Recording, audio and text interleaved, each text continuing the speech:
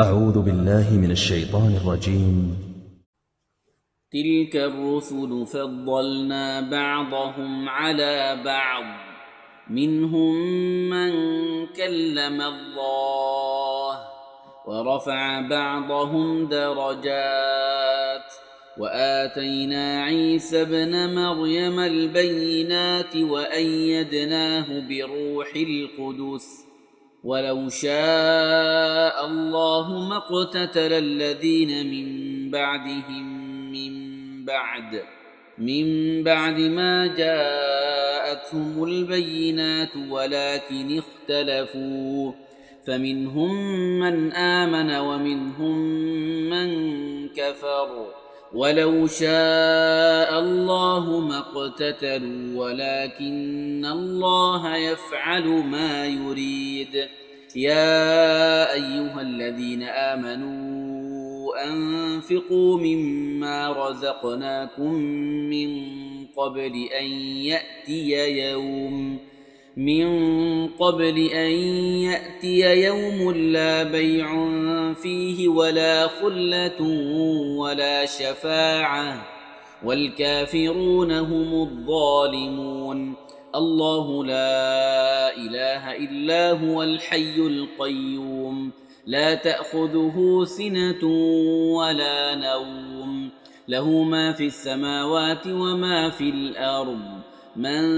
ذا الذي يشفع عنده إلا بإذنه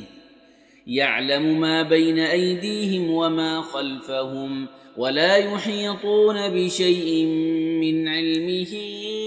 إلا بما شاء وسع كرسيه السماوات والأرض ولا يؤوده حفظهما وهو العلي العظيم. لا إكراه في الدين قد تبين الرشد من الغي فمن يكفر بالطاغوت ويؤمن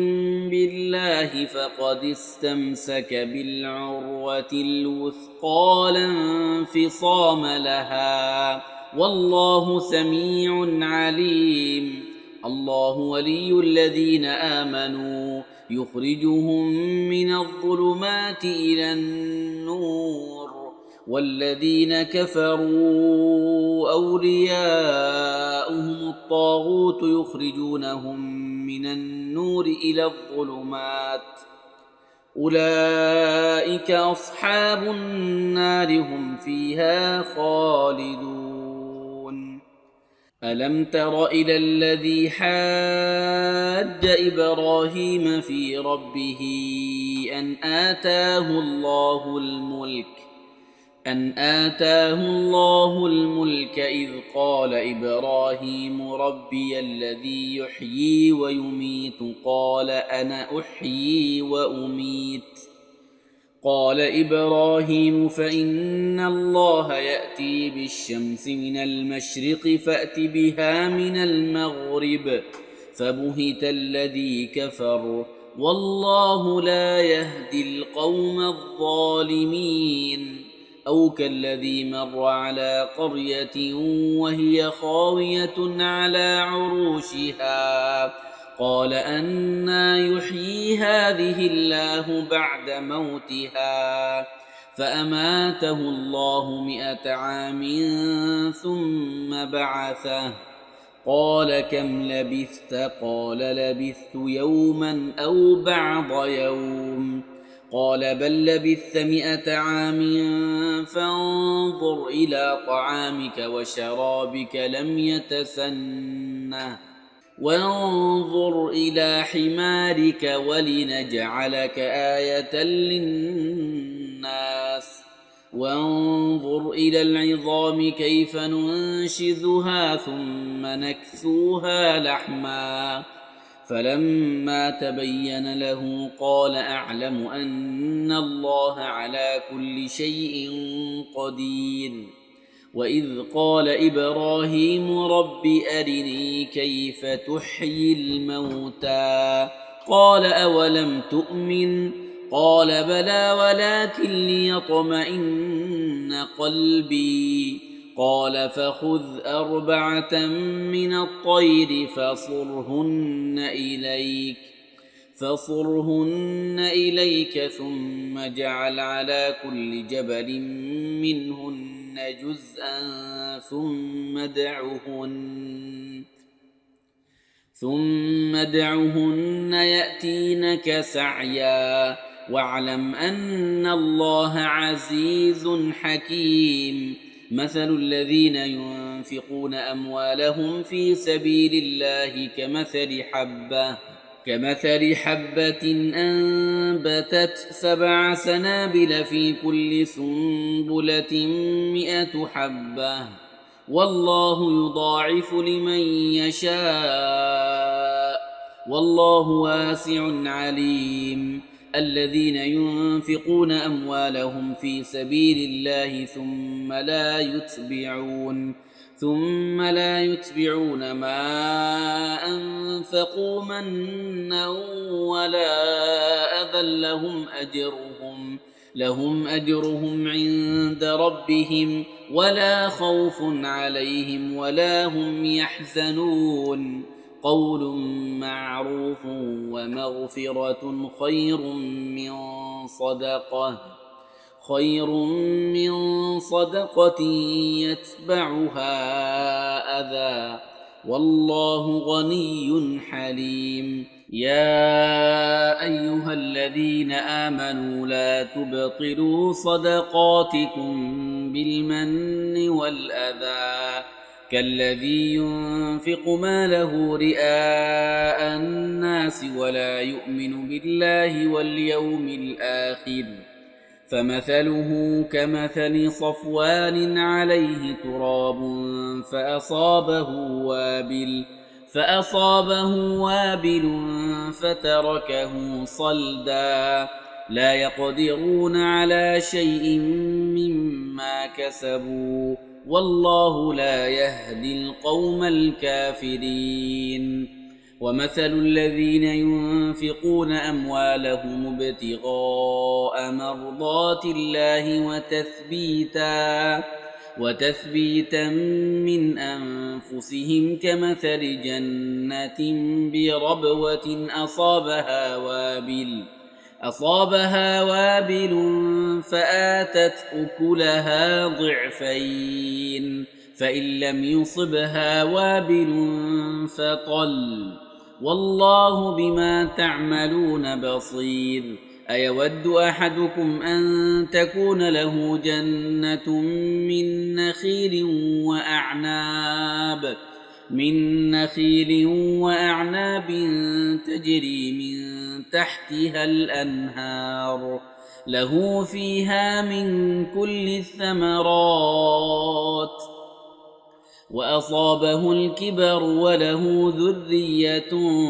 ضعفاء فأصابها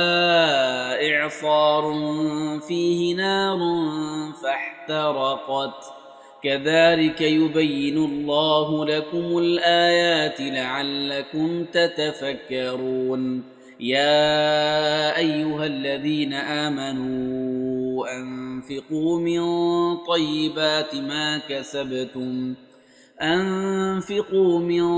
طيبات ما كسبتم ومما أخرجنا لكم من الأرض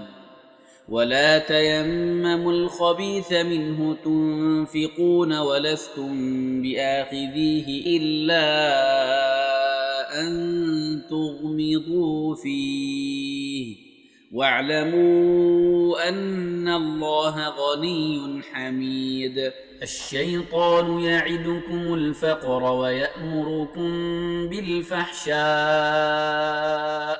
والله يعدكم مغفرة منه وفضلا والله واسع عليم. يؤتي الحكمة من يشاء ومن يؤت الحكمة فقد أوتي خيرا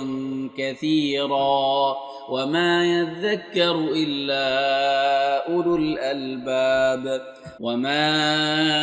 أنفقتم من نفقة أو نذرتم من نذر فإن الله يعلمه وما للظالمين من أنصار إن تبدوا الصدقات فنعما هي وإن تخفوها وتؤتوها الفقراء فهو خير لكم ويكفر عنكم من سيئاتكم والله بما تعملون خبير ليس عليك هداهم ولكن الله يهدي من يشاء وما تنفقوا من خير فلأنفسكم وما تنفقون إلا ابتغاء وجه الله وما تنفقوا من خير يوفى إليكم وأنتم لا تظلمون للفقراء الذين أحصروا في سبيل الله لا يستطيعون ضربا في الأرض يحسبهم الجاهل أغنياء من التعفف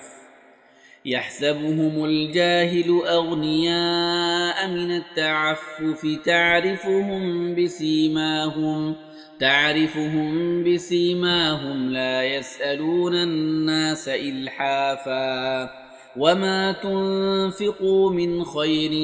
فإن الله به عليم الذين ينفقون أموالهم بالليل والنهار سرا وعلانية فلهم أجرهم عند ربهم ولا خوف عليهم ولا هم يحزنون الذين يأكلون الربا لا يقومون إلا كما يقوم الذي يتخبطه الشيطان من المس ذلك بأنهم قالوا إنما البيع مثل الربا وأحل الله البيع وحرم الربا فمن جاءه موعظة من ربه فانتهى فله ما سلف وأمره إلى الله ومن عاد فأولئك أصحاب النار هم فيها خالدون يمحق الله الربا ويربي الصدقات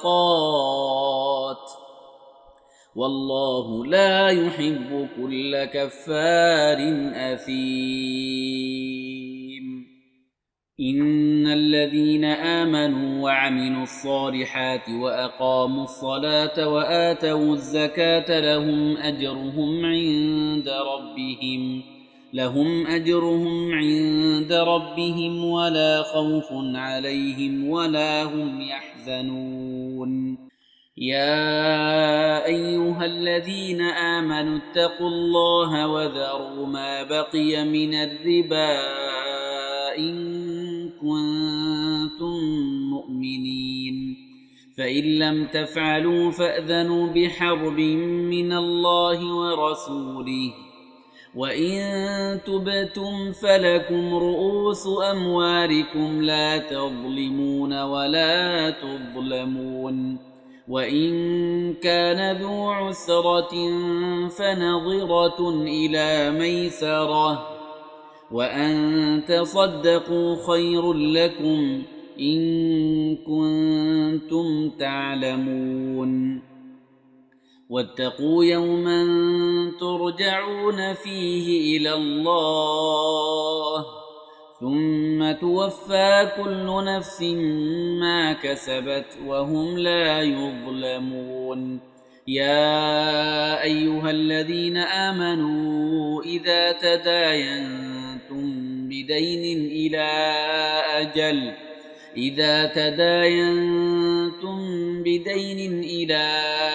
أجل مسمى فاكتبوه وليكتب بينكم كاتب بالعدل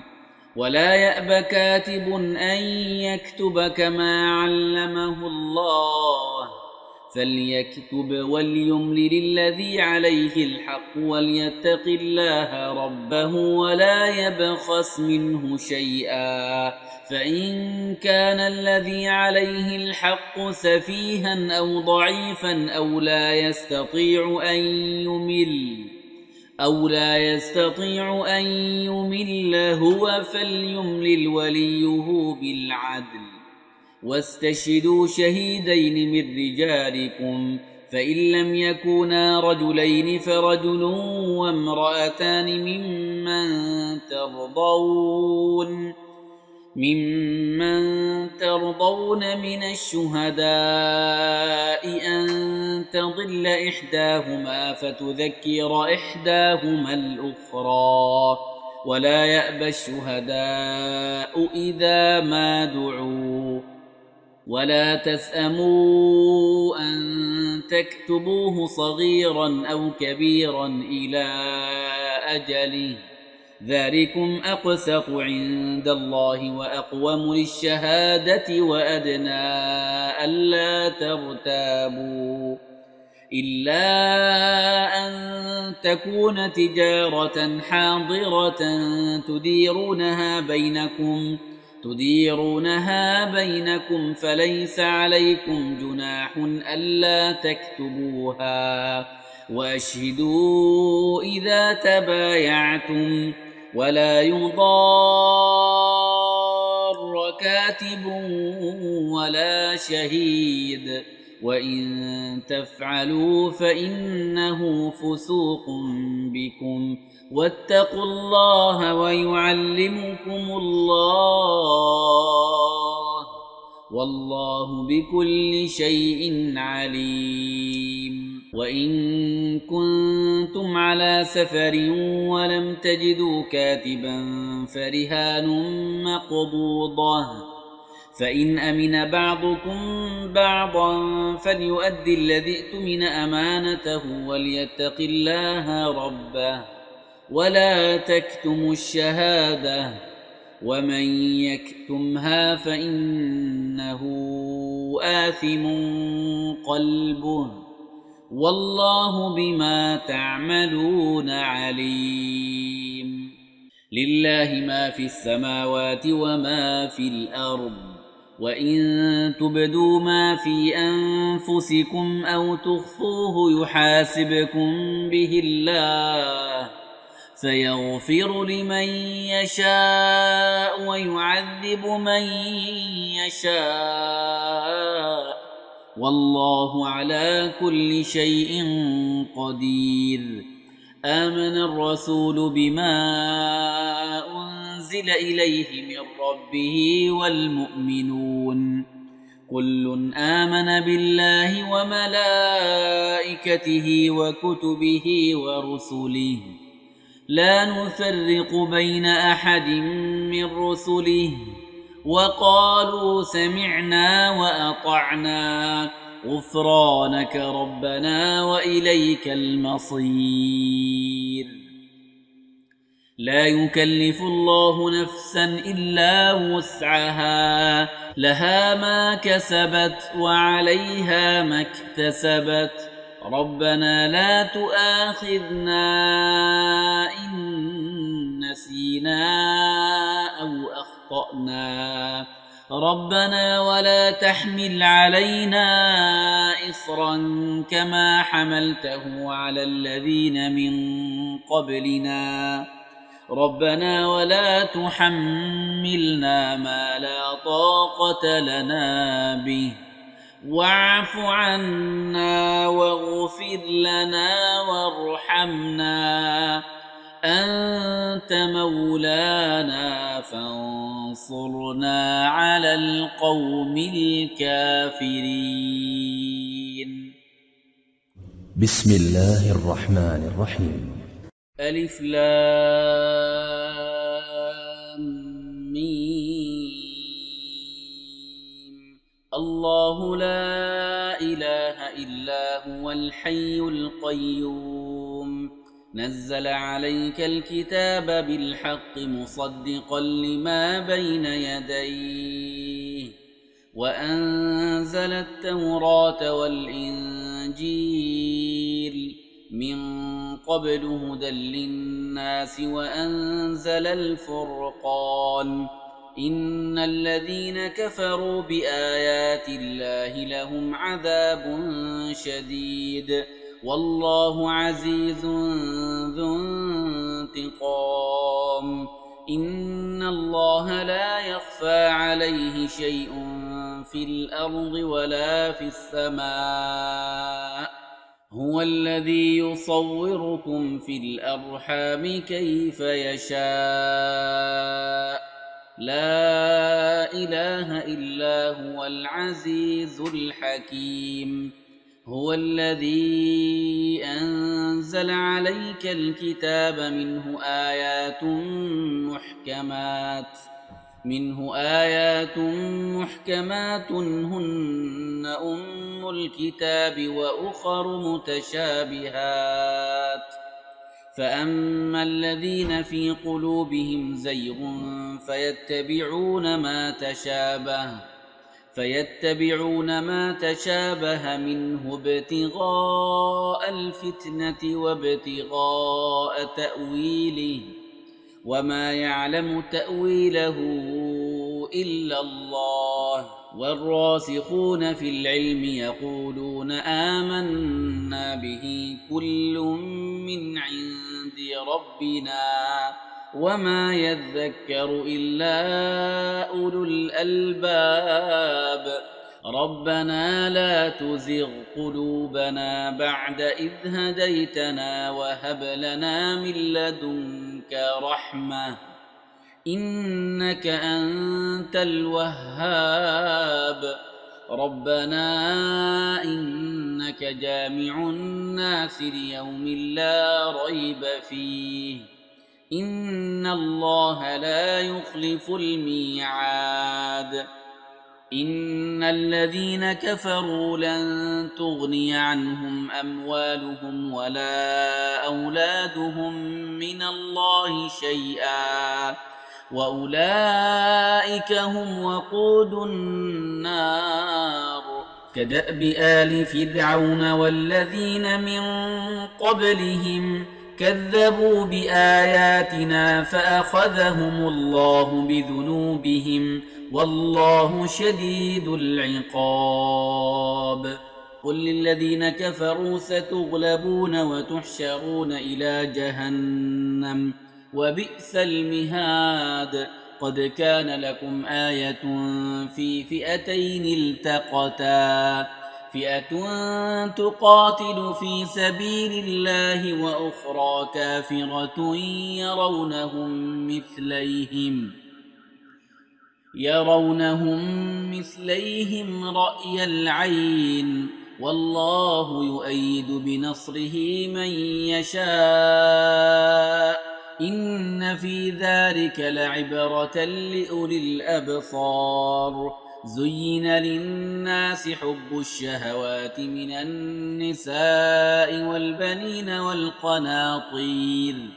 والقناطير المقنطرة من الذهب والفضة والخيل المسومة والأنعام والحرث ذلك متاع الحياة الدنيا والله عنده حسن المآب قل أنبئكم بخير من ذلكم للذين اتقوا عند ربهم جنات تجري من تحتها الأنهار خالدين فيها وأزواج مطهرة ورضوان من الله والله بصير بالعباد الذين يقولون ربنا إننا آمنا فاغفر لنا ذنوبنا وقنا عذاب النار الصابرين والصادقين والقانتين والمنفقين والمستغفرين بالأسحار شهد الله أنه لا إله إلا هو والملائكة وأولو العلم قائما بالقسط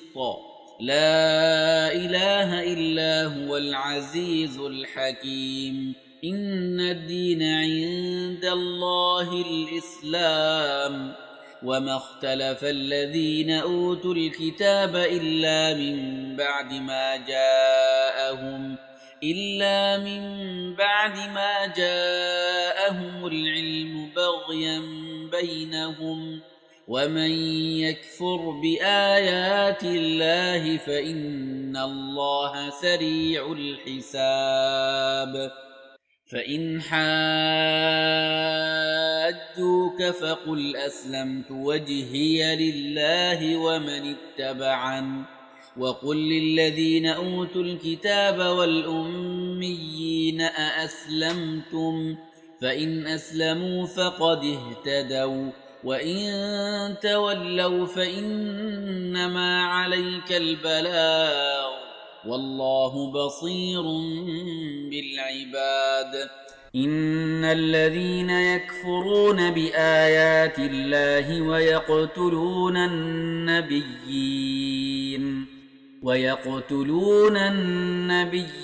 بغير حق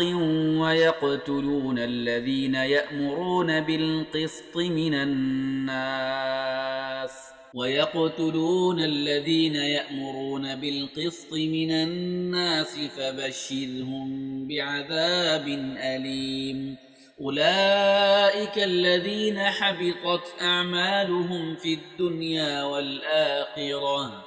وما لهم من ناصرين ألم تر إلى الذين أوتوا نصيبا من الكتاب يدعون إلى كتاب الله ليحكم بينهم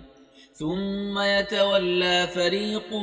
منهم وهم معرضون ذلك بأنهم قالوا لن تمسنا النار إلا أياما معدودات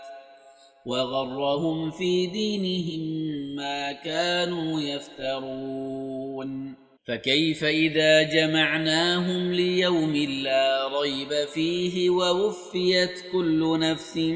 ما كسبت وهم لا يظلمون قل اللهم مالك الملك تؤتي الملك من تشاء وتنزع الملك ممن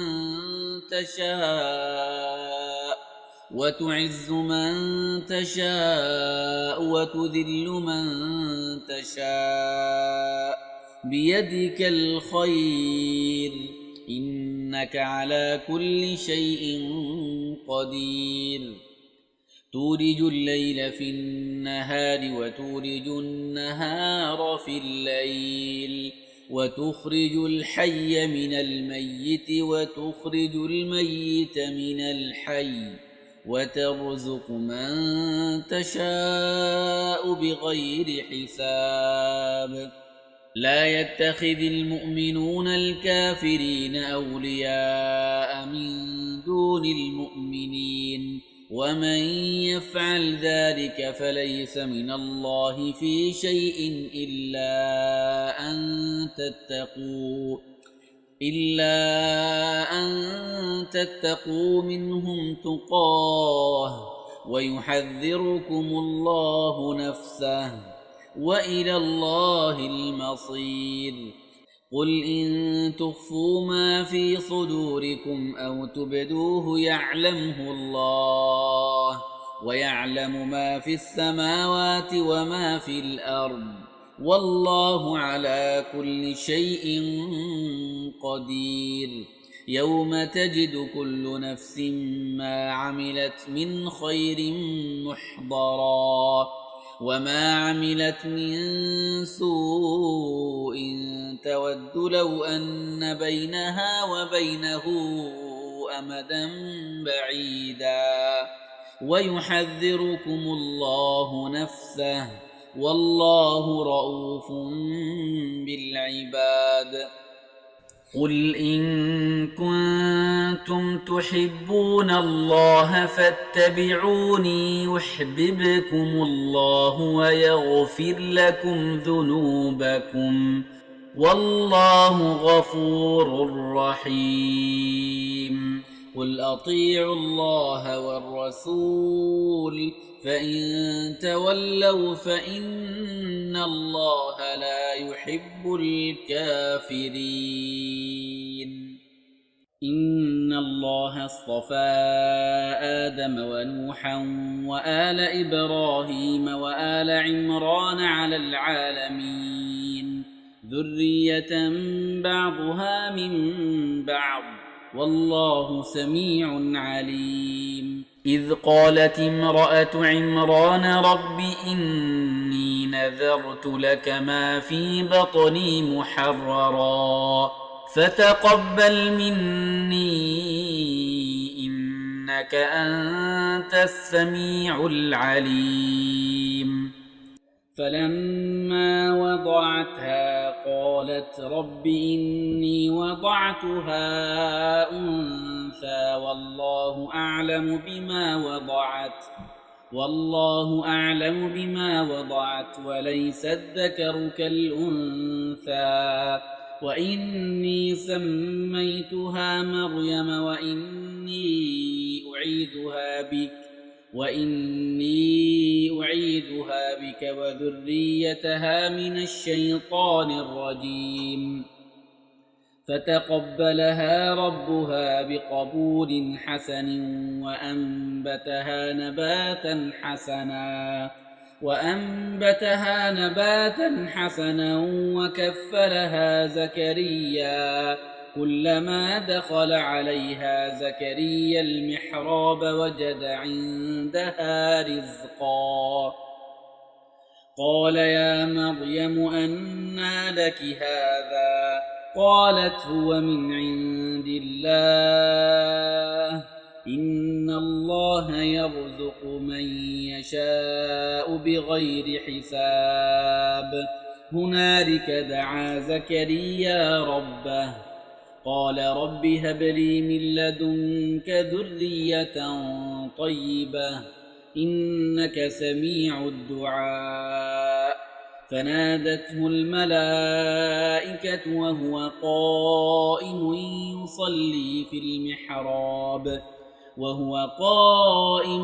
يصلي في المحراب أن الله يبشرك بيحيى مصدقا بكلمة من الله وسيدا وحصورا ونبيا من الصالحين. قال رب أنى يكون لي غلام وقد بلغني الكبر وامرأتي عاقر قال كذلك الله يفعل ما يشاء. قال رب اجعل لي آية قال آيتك ألا تكلم الناس 3 أيام إلا رمزا واذكر ربك كثيرا وسبح بالعشي والإبكار. وإذ قالت الملائكة يا مريم إن الله اصطفاك وطهرك واصطفاك على نساء العالمين يا مريم اقنتي لربك واسجدي واركعي مع الراكعين. ذلك من أنباء الغيب نوحيه إليك وما كنت لديهم إذ يلقون أقلامهم أيهم يكفل مريم وما كنت لديهم إذ يختصمون. إذ قالت الملائكة يا مريم إن الله يبشرك إن الله يبشرك بكلمة منه اسمه المسيح عيسى بن مريم وجيها في الدنيا والآخرة ومن المقربين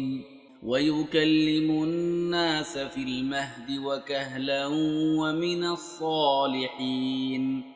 قالت رب أنى يكون لي ولد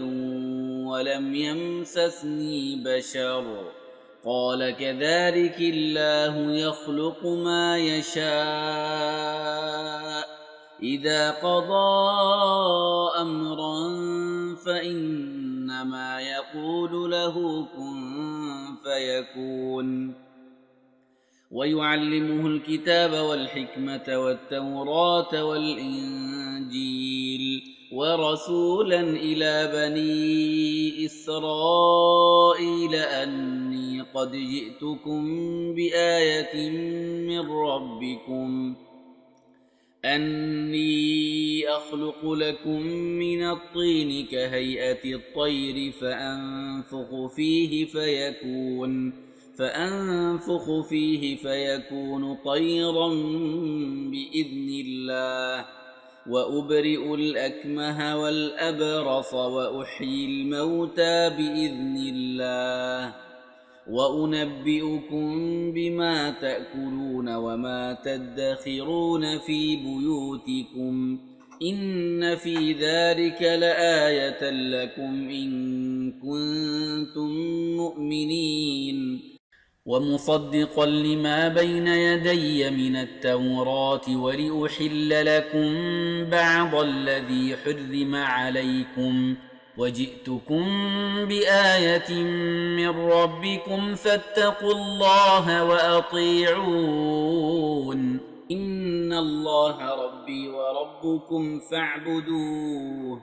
هذا صراط مستقيم. فلما أحس عيسى منهم الكفر قال من أنصاري إلى الله قال الحواريون نحن أنصار الله آمنا بالله واشهد بأننا مسلمون. ربنا آمنا بما أنزلت واتبعنا الرسول فاكتبنا مع الشاهدين. ومكروا ومكر الله والله خير الماكرين. إذ قال الله يا عيسى إني متوفيك ورافعك إلي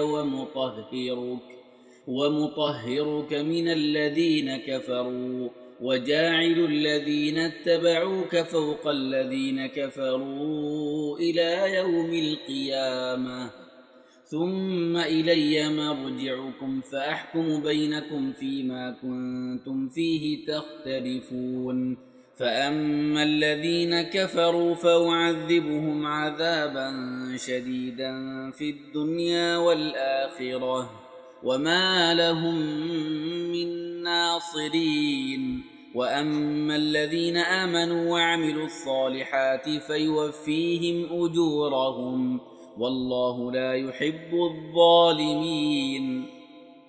ذلك نتلوه عليك من الآيات والذكر الحكيم. إن مثل عيسى عند الله كمثل آدم خلقه من تراب ثم قال له كن فيكون. الحق من ربك فلا تكن من الممترين. فمن حاجك فيه من بعد ما جاءك من العلم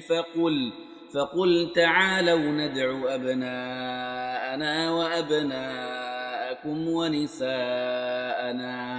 ونساءكم وأنفسنا وأنفسكم ثم نبتهل فنجعل لعنة الله على الكاذبين. إن هذا لهو القصص الحق وما من إله إلا الله وإن الله لهو العزيز الحكيم فإن تولوا فإن الله عليم بالمفسدين قل يا أهل الكتاب تعالوا إلى كلمة سواء بيننا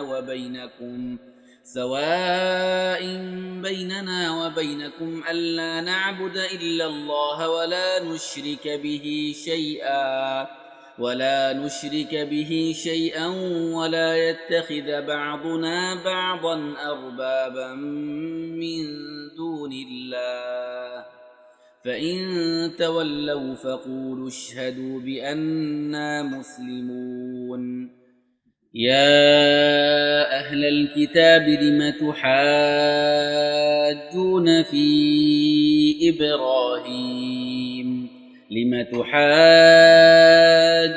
في إبراهيم وما أنزلت التوراة والإنجيل إلا من بعده أفلا تعقلون ها أنتم هؤلاء حاججتم فيما لكم به علم فلم تحاجون فيما ليس لكم به علم والله يعلم وأنتم لا تعلمون ما كان إبراهيم يهوديا ولا نصرانيا ولكن كان حنيفا مسلما وما كان من المشركين إن أولى الناس بإبراهيم للذين اتبعوه وهذا النبي والذين آمنوا والله ولي المؤمنين ودت طائفة من أهل الكتاب لو يضلونكم وما يضلون إلا أنفسهم وما يشعرون يا أهل الكتاب لم تكفرون بآيات الله وأنتم تشهدون يا أهل الكتاب لم تلبسون الحق بالباطل وتكتمون الحق وأنتم تعلمون وقالت طائفة من أهل الكتاب آمنوا بالذي أنزل على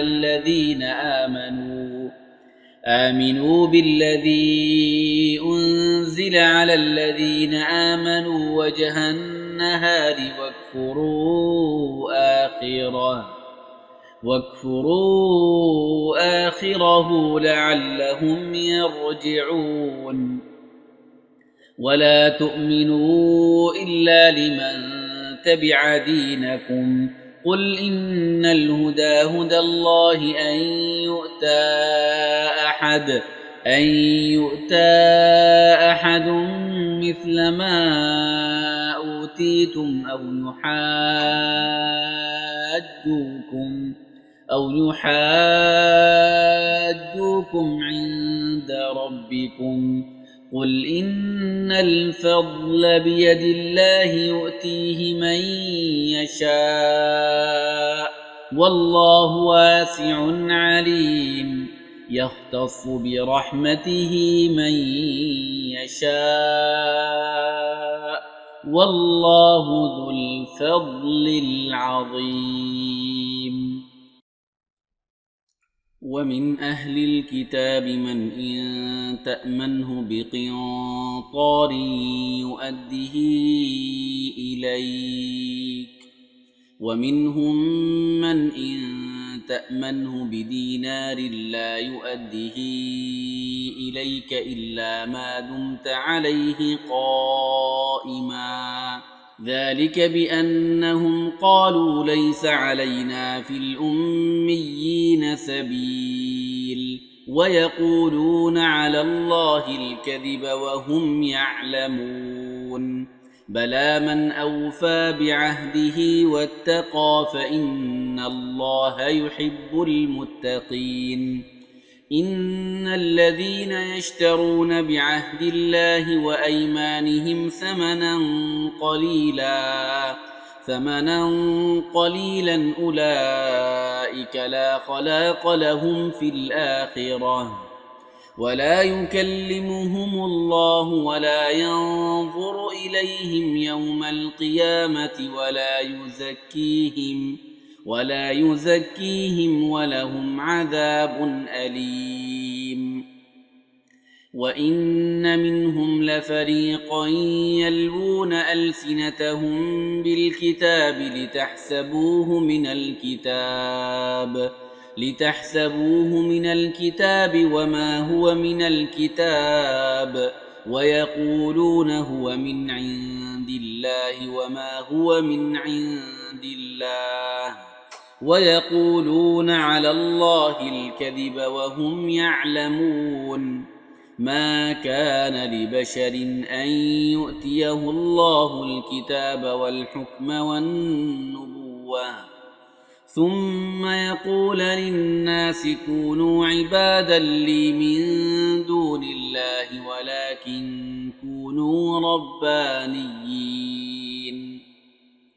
ولكن كونوا ربانيين بما كنتم تعلمون الكتاب وبما كنتم تدرسون.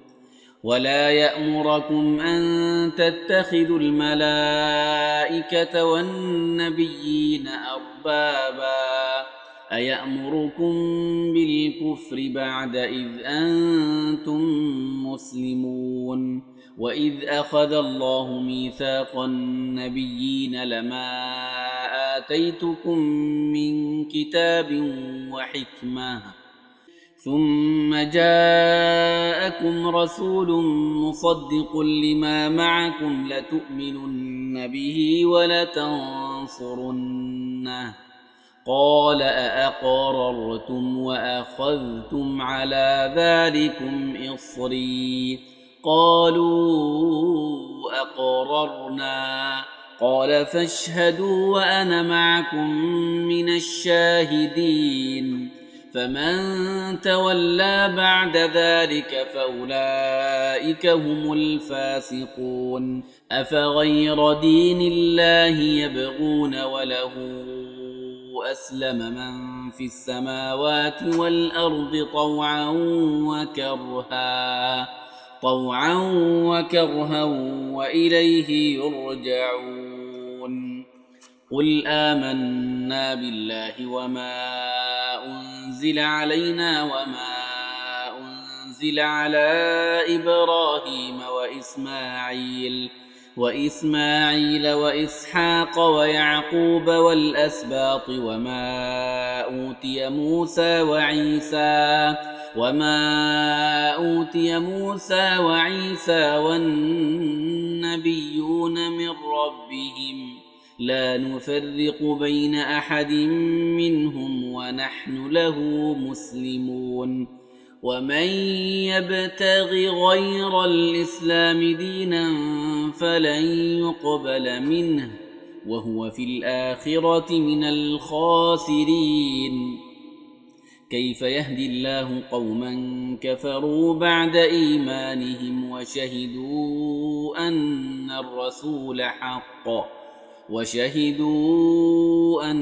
الرسول حق وجاءهم البينات والله لا يهدي القوم الظالمين. أولئك جزاؤهم أن عليهم لعنة الله والملائكة والناس أجمعين خالدين فيها لا يخفف عنهم العذاب ولا هم ينظرون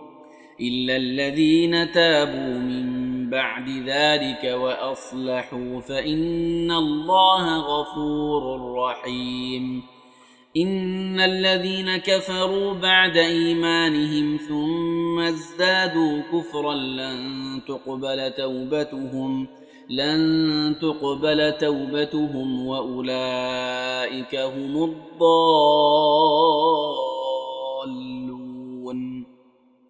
إن الذين كفروا وماتوا وهم كفار فلن يقبل من أحدهم ملء